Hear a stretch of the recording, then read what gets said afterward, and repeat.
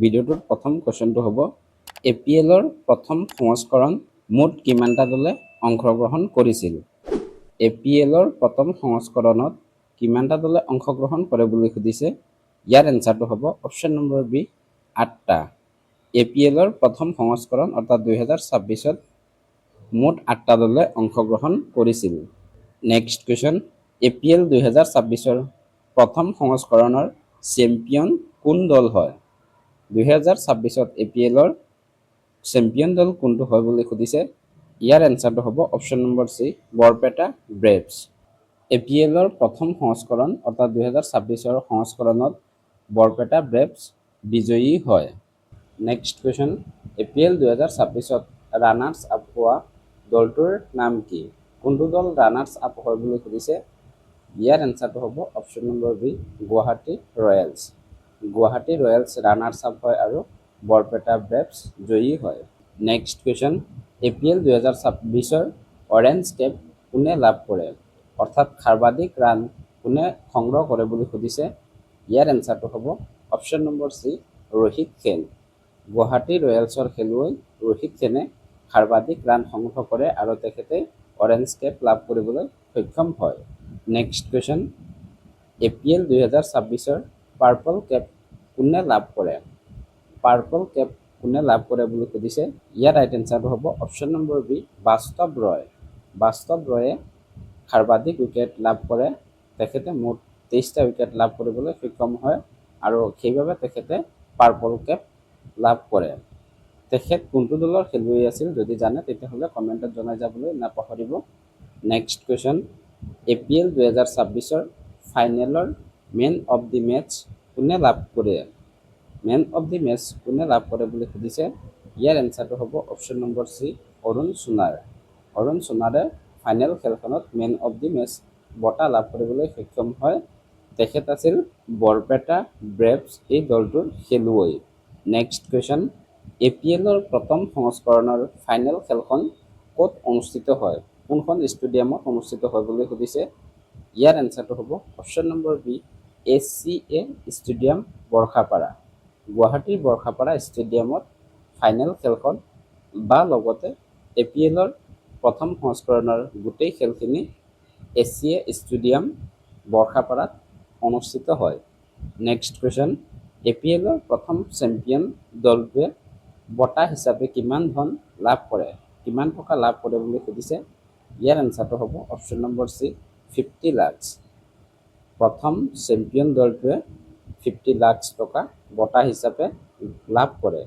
Next question, APL-ৰ runners up অৰ্থাৎ উপবিজয়ী দলটোৱে কিমান পুৰস্কাৰ লাভ কৰে? ৰানাৰ্ছ আপ দলটোৱে কিমান টকা লাভ কৰে বুলি সুধিছে।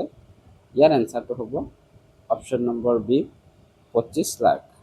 25 লাখ টকা ৰানাৰ্ছ আপ দলটোৱে লাভ কৰে। নেক্সট কুৱেশ্যন, APL-ৰ প্ৰথম সংস্কৰণৰ বিজয়ী দল বৰপেটা ব্ৰেভছৰ অধিনায়ক কোন আছিল? বৰপেটা ব্ৰেভছৰ কেপ্টেইন কোন আছিল বুলি সুধিছে। ইয়াৰ ৰাইট এনচাৰটো হ'ব অপশ্যন নম্বৰ ডি কুণাল ৰায়। বৰপেটা ব্ৰেভছ দলটোৰ অধিনায়ক আছিল কুণাল ৰায়। নেক্সট কুৱেশ্যন, APL-ৰ সম্পূৰ্ণ নাম কি? APL-ৰ সম্পূৰ্ণ ৰূপটো কি বুলি সুধিছে। ইয়াৰ এনচাৰটো হ'ব option number A Assam premier league. Assam premier league হ'ল APL-ৰ সম্পূৰ্ণ ৰূপ। নেক্সট কুৱেশ্যন, APL 2026ৰ প্ৰথমখন খেল কোন দুটা দলে মুখামুখি হৈছিল? প্ৰথম খেলখন কাৰ কাৰ মাজত হৈছিল বুলি সুধিছে। ইয়াৰে ফাইনেল খেলখন হৈছিল গুৱাহাটী ৰয়েলছ আৰু বৰপেটা ব্ৰেভছ, কিন্তু প্ৰথম মেচখন হৈছিল চৰাইদেউ ছানৰাইজাৰ্ছ আৰু বৰপেটা ব্ৰেভছৰ মাজত। সেয়েহে আমাৰ ইয়াৰ ৰাইট এনচাৰটো হ'ব option number B Charaideo sunrisers আৰু Barpeta braves. Next question, APL কোনটো খেলৰ সৈতে জড়িত? APL অৰ্থাৎ আছাম প্ৰিমিয়াৰ লীগ কোনটো খেলৰ লগত জড়িত বুলি সুধিছে। ইয়াৰ এনচাৰটো হ'ব option number C cricket. Cricket খেলৰ লগত জড়িত হ'ল APL। নেক্সট কুৱেশ্যন, APL কোনটো ফৰ্মেটত খেলা হয়? APL কোনটো ফৰ্মেটত খেলা হয় বুলি সুধিছে। ইয়াৰ এনচাৰটো হ'ব option number C T20। APL T20 ফৰ্মেটত খেলা হয়। নেক্সট কুৱেশ্যন, অসম প্ৰিমিয়াৰ লীগৰ প্ৰথম সংস্কৰণ কিমান চনত আৰম্ভ হয়? ইয়াৰ এনচাৰটো হ'ব অপশ্যন নম্বৰ চি 2026 চনত APLৰ প্ৰথম সংস্কৰণ অনুষ্ঠিত হয়। নেক্সট কুৱেশ্যন, APL 2026ৰ আনুষ্ঠানিক শুভাৰম্ভ কিমান তাৰিখে হৈছিল? কিমান তাৰিখে আনুষ্ঠানিকভাৱে শুভাৰম্ভ হৈছিল বুলি সুধিছে।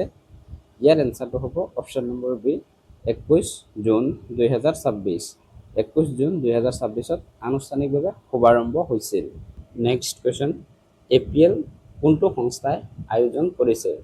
APL খেলখন কোনটো সংস্থাই আয়োজন কৰিছে বুলি সুধিছে। ইয়াৰ এনচাৰটো হ'ব option number C, Assam cricket association. চমুকৈ ACA APL আয়োজন কৰিছে। নেক্সট কুৱেশ্যন, APL 2026ৰ প্ৰথমখন মেটচ কিমান তাৰিখে অনুষ্ঠিত হৈছিল? প্ৰথম খেলখন কিমান তাৰিখে অনুষ্ঠিত হয় বুলি সুধিছে। ইয়াৰ এনচাৰটো হ'ব অপশ্যন নম্বৰ চি, 1 আগষ্ট 2026। 1 আগষ্ট 2026ত প্ৰথম খেলখন আৰু 23 আগষ্ট 2026ত ফাইনেল খেলখন অনুষ্ঠিত হয়। নেক্সট কুৱেশ্যন, APLৰ গভৰ্ণিং কাউন্সিলৰ চেয়াৰমেন কোন? APLৰ গভৰ্ণিং কাউন্সিলৰ চেয়াৰমেন কোন আছিল বুলি সুধিছে। ইয়াৰ এনচাৰটো হ'ব অপশ্যন নম্বৰ বি, ৰাজদীপ ওজা। ৰাজদীপ ওজা আছিল APLৰ গভৰ্ণিং কাউন্সিলৰ চেয়াৰমেন। এতিয়া আপোনালোকে এটি কুৱেশ্যনৰ এনচাৰ দি যাব, যি কুৱেশ্যনটো হ'ল APL 2026ৰ যি প্ৰথম সংস্কৰণ অনুষ্ঠিত হৈছিল, সেই প্ৰথম সংস্কৰণৰ emerging player of the tournament কোন হয়? ইয়াৰ এনচাৰটো যদি জানে তেতিয়াহ'লে কমেণ্টত জনাই যাবলৈ নাপাহৰিব। আৰু যদি ভিডিঅ'টো ভাল পায় তেতিয়াহ'লে ভিডিঅ'টোত এটি লাইক কৰি চেনেলটো ছাবস্ক্ৰাইব কৰি যাব। লগতে ভিডিঅ'টো ভাই বন্ধুৰ লগত শ্বেয়াৰ কৰি দিব নাপাহৰিব। ভিডিঅ'টো শেষলৈ চোৱাৰ বাবে ধন্যবাদ। জয় আই অসম।